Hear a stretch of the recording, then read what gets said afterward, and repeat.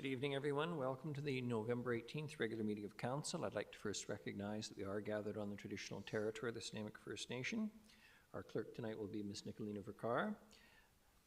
All Council is present tonight, no one attending electronically. Tonight's regular meeting of Council is being held in accordance with the Community Charter and Council Procedure Bylaw 2018, number 7272. If during the meeting any member of the gallery has a question regarding an agenda item, please write down your name and the agenda item on the question period sign-up sheet on the table by the double doors to my left. Please note that Council Procedure Bylaw has been updated, so questions will only be taken on staff reports, consent items, or other business items. I note we seem to be absent in audience tonight. Therefore, the first item on the agenda is the introduction of late items. Ms. Verkar. Thank you, Your Worship. A few changes to the agenda, including addition of agenda item 9B, Akai committee minutes from November 13th meeting, as well as addition of agenda item 10B, consent items recommendation from the Advisory Committee on Accessibility and Inclusiveness meeting held on November 13th. And at last, the removal of agenda item 13D, zoning amendment bylaw 2023, number 4500.207. Thank you very much. Motion for adoption of the agenda is amended. Moved Councillor Thorpe, seconded Councillor Manley. All those in favor? Any opposed? None. Motion carries. A motion for adoption of the minutes is circulated. Moved Councillor Perino, seconded Councillor Manley. All those in favor? Any opposed? None. Motion carries. Mayor's report. I have a few items tonight. Firstly, just a reminder that Pedestrian Safety Day highlights that everyone's part in road safety through the dark and wet season ahead is important. As the days shorten and the weather turns cold and wet, pedestrians are obviously less visible and more at risk, especially during the darker hours. And we're asking drivers to pay extra attention to their surroundings, slow down, and remain focused while driving, particularly at intersections, which is the most common place for drivers to hit pedestrians. Pedestrians should also take extra care while walking this winter. Do not assume drivers can see you. Use high visibility clothing, reflectors, and lights to make yourself as visible as possible. Pedestrians also need to focus on being present. Heads up, phones down, and headphones off when crossing the street. Try and make eye contact with drivers before crossing the road. A little reminder, always take extra precautions as of the new legislation, June 24th. June 2024 around safe passing distances. Drivers must always take proper precautions around cyclists, pedestrians, and other vulnerable road users on a public road. Keep a safe distance when passing vulnerable road users. The minimum passing distances on highways at 50 kilometers or less is 1 meter. Highways more than 50 kilometers, it's 1.5 meters. And for drivers interacting with vulnerable road users who are separated in protected cycling lanes and on sidewalks, it's a half a meter. So let's stay alert and stay safe, please. Delighted to confirm the announcement made the other week of Neil Serkan as the new Poet Laureate. He's an accomplished poet and educator. He was appointed by City Council for a 2-year term, effective December 1st, 2024. And in this role, he will serve as a literary ambassador for the city, raising awareness of the literary arts in our community by creating and presenting poetic works and activities. We have been well served by all of our poet laureates and wish Neil well in his new position.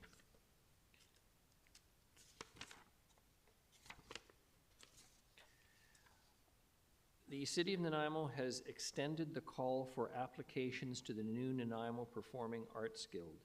We are seeking 8 volunteer members at large. Applicants representing the diverse creative and performing arts sector, Indigenous peoples, and youth 15 to 24 are encouraged to apply and self-declare on the application form.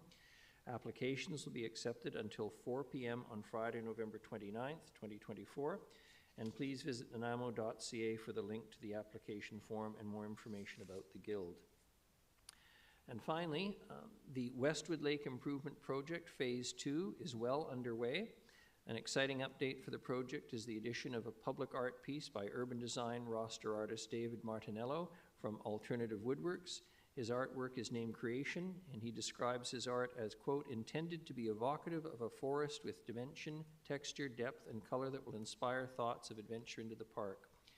In addition to the wonderful public art, the park will see several improvements, including increased accessibility, shade trees, improved recreation space, an expanded beach area, updated washroom and change room facilities with public art, enhanced pedestrian and bike connections, addition of seating and tables, green stormwater infrastructure. And as fall fades away and winter is upon us, Parks, Recreation, and Culture is preparing to release the Winter Activity Guide. This winter, Parks, Recreation, and Culture invites you to, quote, move with us, unquote, by participating in a variety of programs for fitness, sport, wellness, arts, crafts, cooking, and more, because an active community is indeed a healthy community. The activity guide is full of recreational programs to help pass the winter months. New programs to enjoy include Movin' with My Mini and Shimmy and Shake for early years.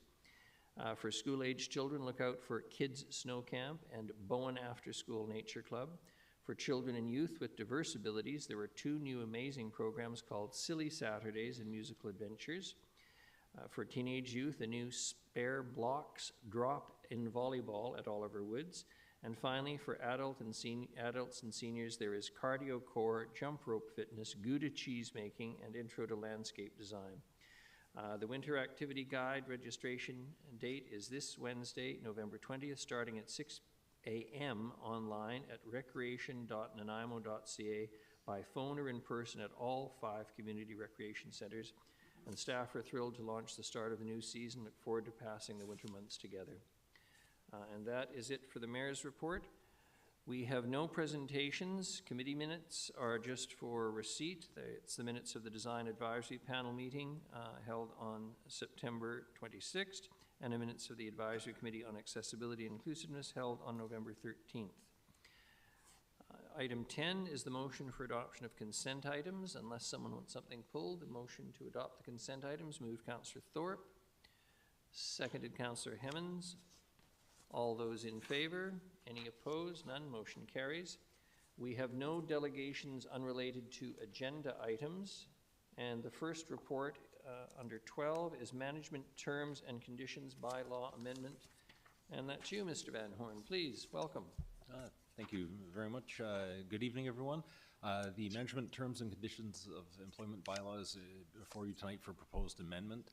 Staff have come to Council twice in the past year to seek Council's approval of varying the overtime terms when we've run up against them because of certain situations that arose where certain members of staff were required to work inordinate amounts of time to meet deadlines. The amendments that are being proposed will allow Council to, the CAO to approve the additional overtime or permit the additional payout in extraordinary circumstances and advise Council accordingly. I just want to remind everyone that for exempt staff, overtime is on a straight time basis, not time and a half or double time. So it's basically you're working extra time. We're just going to give you the opportunity to bank it, have some paid out. So. Any questions for Mr. Van Horn? Not seeing any. Councillor Perino? Thank you, Your Worship.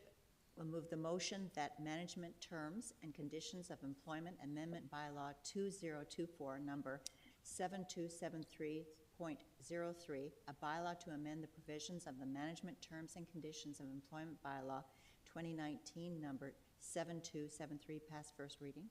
Seconded Councillor Brown. All those in favor? Any opposed? None. Motion carries. Councillor Perino? Motion that the bylaw pass second reading. Seconded Councillor Thorpe. And Councillor Thorpe, you wish to speak to it? Yes, very briefly, Your Worship. I certainly support this. I think this speaks to the dedication of our staff who are working long hours to perform important work and in some cases, certainly in some areas, understaffed. I note that this does involve a delegation of authority to the CAO, which I have no problem with, but I also need to point out for the benefit of viewers or listeners that Council will be notified of these instances when they occur. So there will be still some oversight by Council. Thank you. Thank you very much, Councillor Thorpe. Nicely said. All those in favor? Any opposed? None. Motion carries. Councillor Perino? Motion that the bylaw pass third reading. Seconded Councillor Thorpe. All those in favor? Any opposed? None. Motion carries. The next is short-term rental compliance and enforcement tools. Councillor Perino? Your Worship, I'd like to take myself off of this portion of the meeting, as I do have a short-term in my own home. Thank you very much, and likewise, I wish to declare a conflict in that our daughter does operate a short-term rental as well, and the mayor and acting mayor having to absent themselves. Councillor Hemmens, you're going to be chair of this portion of the meeting, please.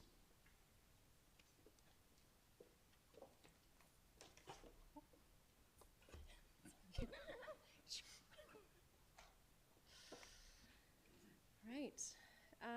12B, staff introduction. Mr. Holm, please. Thank you. Yeah, good evening, Chair Hemmens and council, and just briefly present what's proposed here. I think the report speaks for itself, but in March, council provided direction to update the city short-term rental regulations to enhance, improve the ability for compliance and enforcement action, and to clarify some items in the existing regulations. So I'll give a little bit of background. The city's had short-term rental regulations in place since 2022. The review direction provided in March was based on a review of 2 years of the city's regulations being in place, and also came on the heels of provincial legislative changes that came into effect in 2023 that are still rolling out. I'll speak to those a little bit. In July of 2024, the province included enforcement portal as a part of its rollout of regulation of short-term rentals in the province. As well, there's a pending provincial registry for short-term rentals that's going to come into effect in January of 2025. So these regulatory changes that the city's proposing are to enhance compliance and enforcement action, basically to maintain the city's short-term rental regulation framework as was originally drafted and reviewed in March by council in March of this year, and to reflect the changing legislative context and regulatory enforcement tools that the province has provided and continues to provide. The attachment A to the report outlines the proposed changes, which are to the city's zoning bylaw and the city's business license bylaw. Following, should those bylaw amendments as proposed be adopted, there would also be a need to update the city's bylaw notice enforcement bylaw with amendments to allow clear enforcement on those regulations. That would come after the adoption of changes to the city zoning bylaw and business license bylaw. Recommendation would be that any changes would not come into effect until January 1st, 2025, just to ensure that those provisions were aligned with changes that are bringing into effect the provincial registry as well as business licensing timeline. There's a January 1st business license application intake. I'm happy to expand on this if needed, but again, I think the report speaks for itself. I also have Kasia Began here, community planner, who's the author of the report and is happy to answer questions as well. Thank you. Thank you, Mr. Holm. Councillor Armstrong. Thank you. I'm sorry, I don't have my e-scribe, but there's a part in there where it talks about that you're going to limit the rentals to 4 adults, which is something I can't support. It's not done in hotels, it's not done other places. It really hurts intergenerational families and those from other cultures who do travel with both sets of parents, which takes you up to 6 right away. So I think it's putting a hardship on a lot of people, and I don't see the rationale as to why we would start to number how many people can stay in a place. So struggling with that, so for that reason I can't support this. Thank you. Thank you. Any other questions or comments from council? Seeing none, the acting mayor is out of the room. Councillor Thorpe, would you mind reading the bylaws if you're so inclined? Certainly. Why don't I turn your mic on? Yeah, I've got it. Thank you. Oh, pardon me, I'm sorry. Councillor Manley, you have a question? Yeah, I did have a question about what Councillor Armstrong brought up, and I'd actually like an answer to that, like why we're considering it for adults.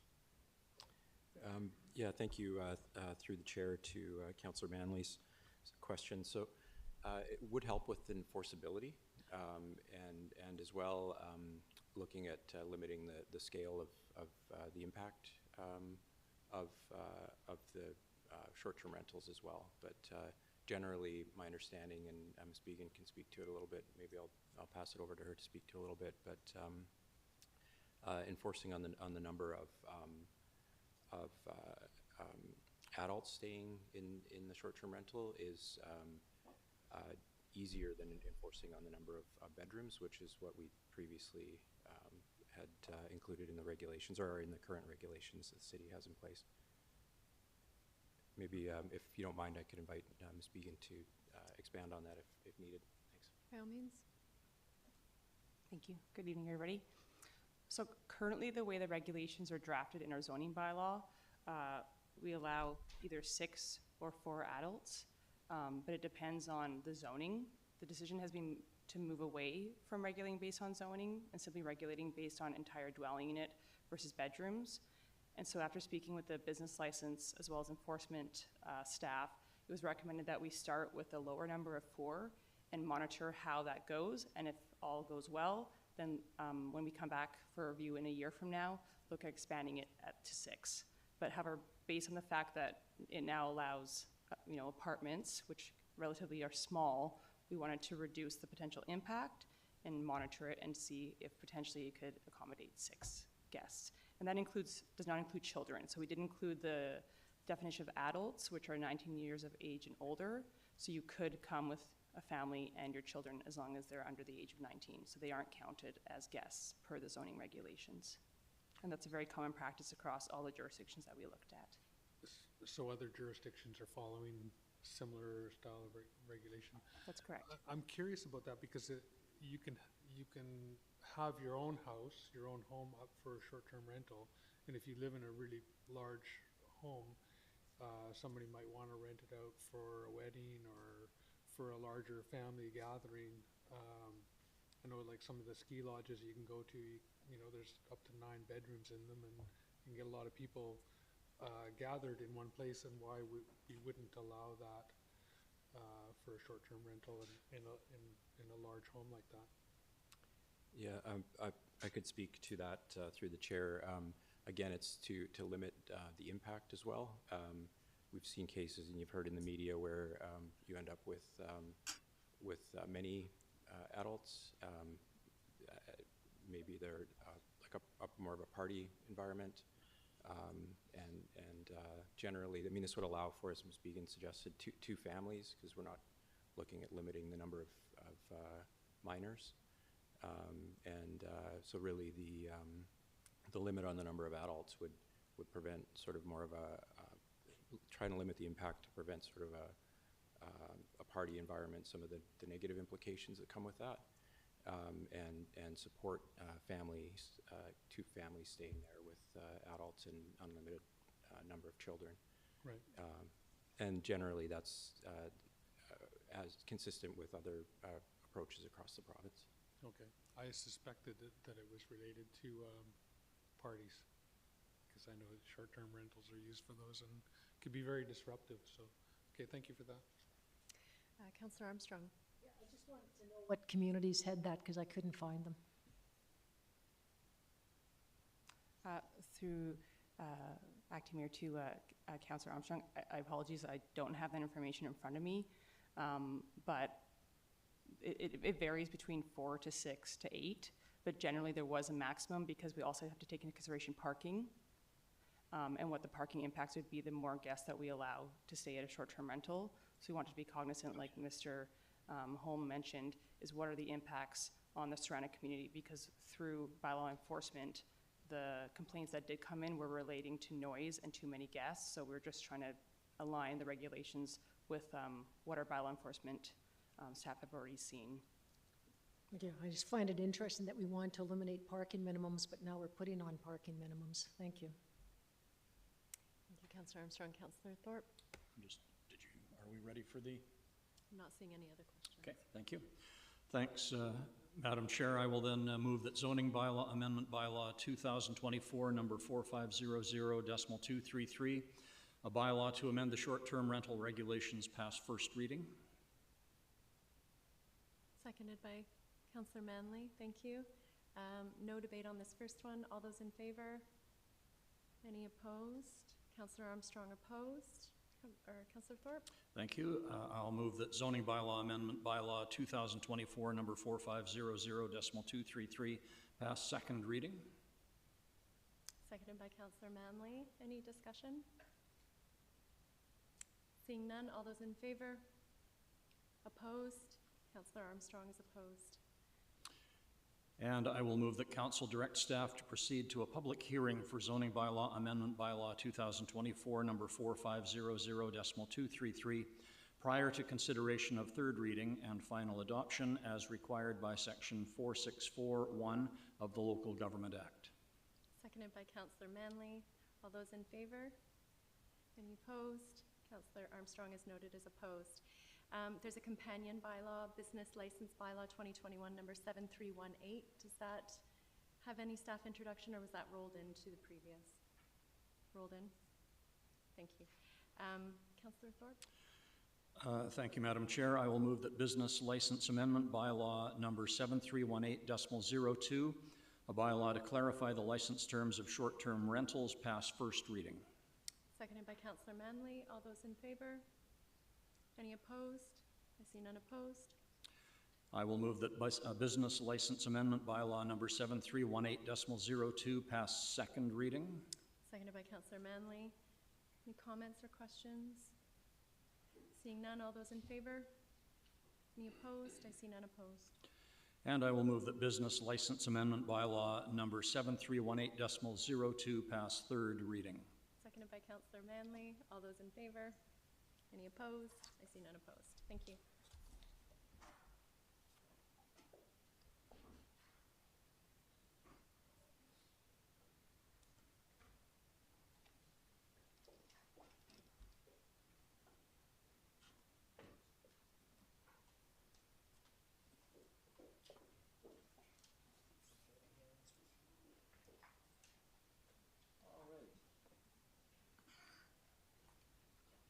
All right, item 12C, zoning amendment bylaw 4500.237-5800 Sunset Road. Mr. Holm, please. Thank you, Your Worship, and yeah, I'll just briefly introduce this. Relates to the small-scale multi-unit housing zoning that was applied to 22,000 plus properties in the city in June of this year. In this case, this property is within the North Slope hazard area in the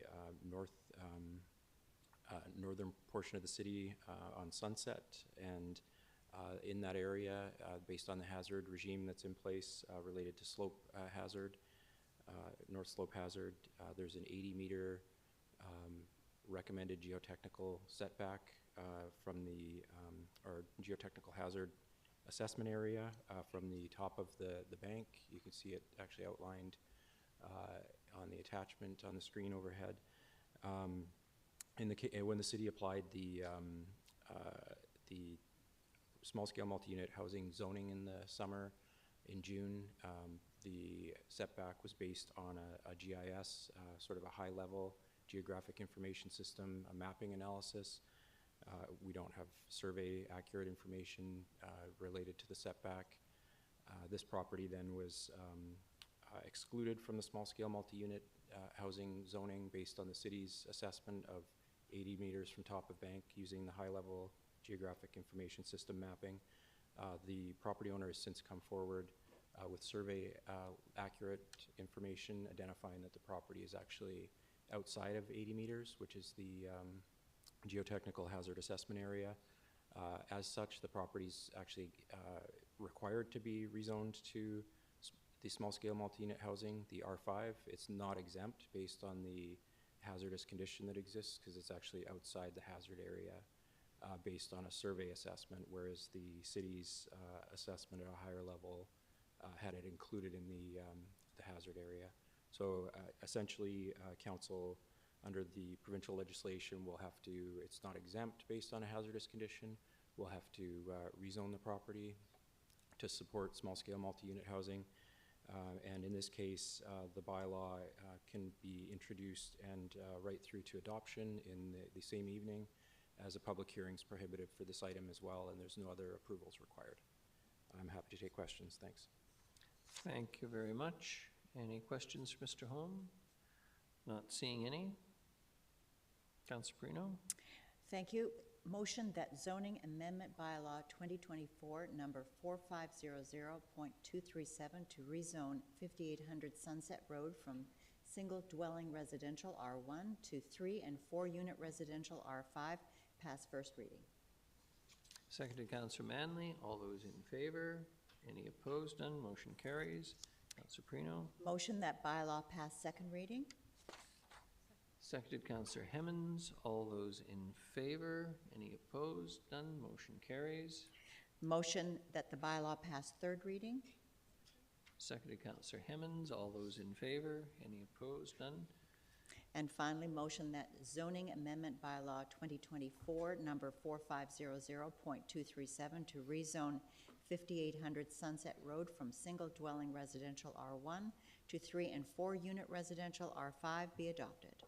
Seconded, Councillor Manley. All those in favor? Any opposed? None. Motion carries. Thank you. The next is the Commercial Street Construction Project, Parking Management - Parkades. Mr. Sims, please.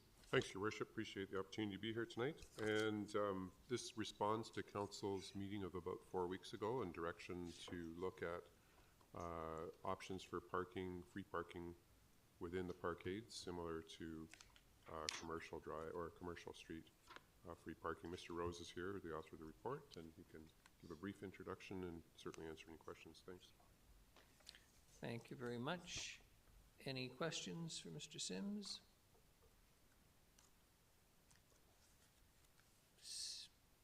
Mr. Rose, Mr. LeBerge, nobody? All right. Councillor Perino? Yes, anyone wants to make a motion? Councillor Armstrong? All right, Councillor Eastmere.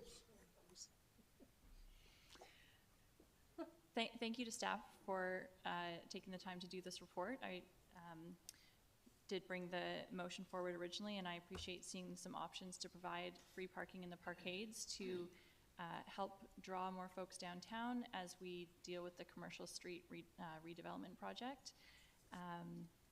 And so I personally like option 1 because it provides approximately 60 stalls in the Bastion Street Parkade for 2 hours of free parking, which I think would be a good draw and an easy way to tell people where to go to find free parking in the downtown. So it would be, if it's amenable, I would move option 1. And seconded, Councillor Hemmons. Do you wish to speak further? And Councillor Gesselbrock, and then Councillor Perino. Thanks, Mayor, through you. Just a question to staff. The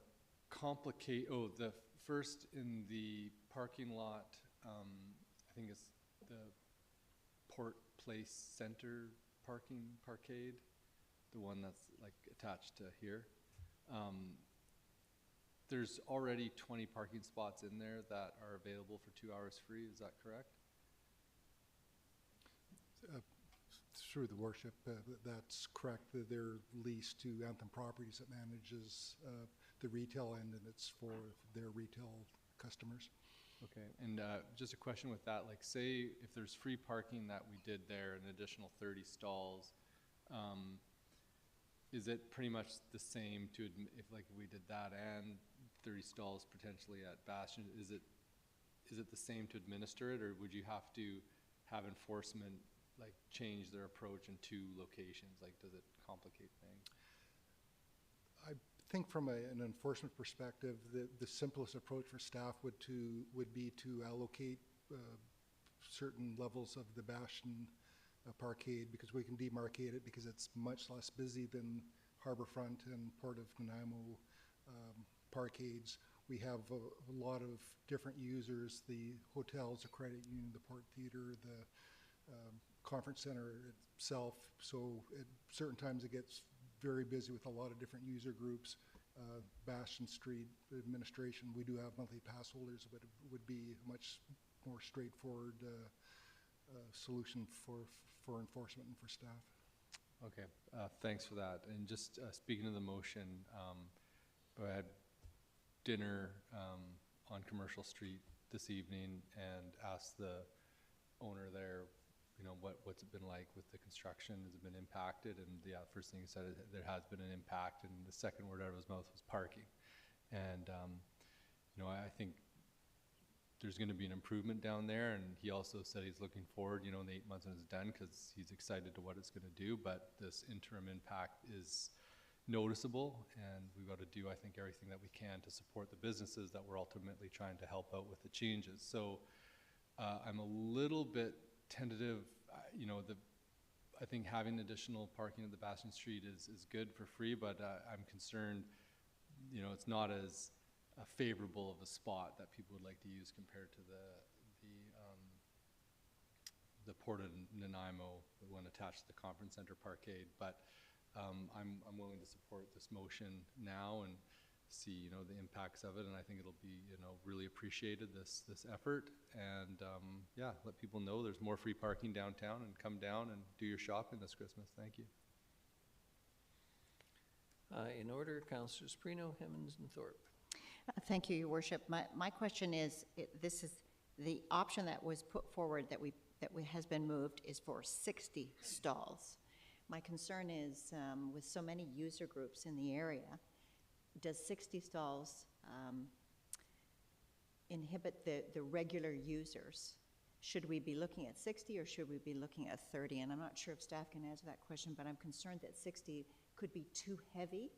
We want to make sure that we have those shoppers, but is it too much, and will it affect the other users?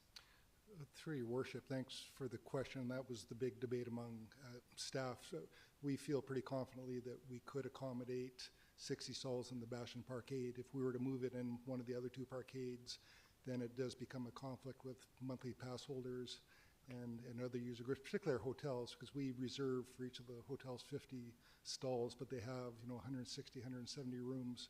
So when they operate at capacity, and then you get an event at the Port Theatre with 800 people, and then something at the conference center, we often find that the, you know, the hospitality industry that really drive downtown, their patrons aren't having a good experience because they're not getting parking, and that's really, you know, the essence of what staff's saying, that we're trying to minimize the conflicts in these two parkades. Right. But yes, I think the Bastion Street, we could readily accommodate 60 stalls for free parking. And if I may, with a couple of more questions, how long are we looking at allowing these extra 60 spots should this motion go forward?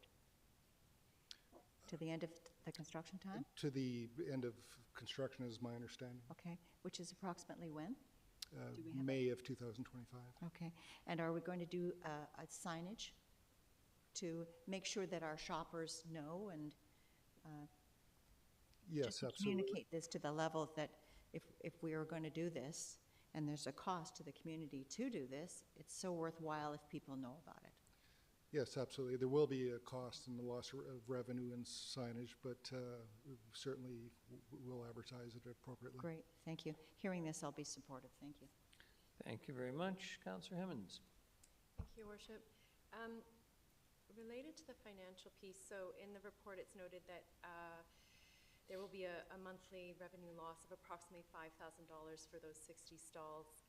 What is the cost of the signage, and do we anticipate needing greater enforcement? I'm thinking of ancillary costs. Through His Worship, I assume that the signage would probably be several $100s. We already have enforcement officers that are patrolling these facilities anyways. If we segregate it into a couple of levels of the Bastion Parkade that they're segregated, it actually is a pretty easy enforcement piece. It's just a matter of timings at intervals, so I don't think there would be a big demand on our staff. You know, the loss of revenue is just, you know, as it is, it's parking is actually very inexpensive in our downtown parkades, 75 cents for 2 hours. In the Bastion Parkade, it is free in the evenings on weekends as well. So I would, I figured that was the answer, thank you. Just some general comments. I would be curious for next year, having council explore free parking in the downtown core for the month of December. And I'm just putting that on the table. As we now have a mechanism to do it, I think it would be a really interesting piece to drive business downtown. The comments around the validation piece and recognizing that the city wouldn't take this on, but that downtown businesses could, has that been floated with the DNBIA, and has there been any interest? Through your worship, I don't know who can best answer that. I think it's been general conversation, and I think where that arose was if council wanted to pursue an option in one of the other parkades, it might be a simpler solution to have them validate as opposed to us trying to, determine who the free parkers were among all the other permit holders. I don't know that it ever elevated to the point of an actual discussion with the BIA. We suspect that probably that might be problematic because they have a very light administrative staff. So. Thank you. And lastly, I will be supporting this. I do think that we could do better or ask the merchants to do better about advertising those free 20 spots because they are always open, always. Thank you for the report. Thank you. Councillor Thorpe. Excuse me. Thank you, Your Worship. Through you, if I may. I struggle somewhat with this, but I think in the bottom line, I will not be able to support the motion on the table. I certainly have sympathy with our downtown merchants during this construction time. But for me, the benefits of this proposed motion simply, the benefits don't outweigh the time and the effort and the expense that would be involved to the city. We're hearing that there's already free spots that they're not utilized. We're hearing that Parkade has free weekend parking and evening parking. To me, the issue is not about parking, whether it's free or not. It's just making people know that there is available parking close to the downtown. And I think there is. And I would rather see some money spent publicizing that fact because I don't think having to pay 75 cents for 2 hours of parking is going to deter people from coming downtown. If they can find a parking spot, I think most will pay that without any hesitation. So to me, I just don't think this solution is worth pursuing considering the extent of the perceived problem. Thank you. Thank you very much. Not seeing any other speakers. Motion's on the table. All those in favor? And those opposed? Councillor Thorpe. Motion carries. Thank you. The next is the Queen Charlotte Airlines Crash Victims Memorial. Mr. Sims, just a report from you, please. Thanks, Your Worship. I'll ask Mr. Thompson to speak to this information report. Thank you very much. Mr. Thompson, good evening. Welcome. Good evening, Your Worship, Council. On October 17, 1951, a Queen Charlotte Airlines flight carrying workers to Vancouver from the Camano Power Project near Kitimat crashed into the north slope of Mount Benson under adverse weather conditions. All 23 souls aboard were killed in the crash. 7 bodies were claimed and shipped home. The remaining 16 are interred in a mass grave in the Bowen Cemetery. Only 12 of those were identified. As part of their ongoing work to preserve, document, and present the history of working people and their unions in British Columbia, the BC Labour Heritage Society reached out about installing a memorial plaque at the gravesite. Staff agreed that a memorial would be appropriate, as the gravesite is currently marked with a small, nondescript stone marker. It's in attachment B. Staff worked with representatives of BC Labour Heritage Society to ensure that the proposed memorial was consistent with the requirements of the cemetery's bylaw for size, materials, and placement, and includes appropriate synonymic place names. Design mock-up is shown in attachment A to consist of a bronze plaque mounted onto a granite base.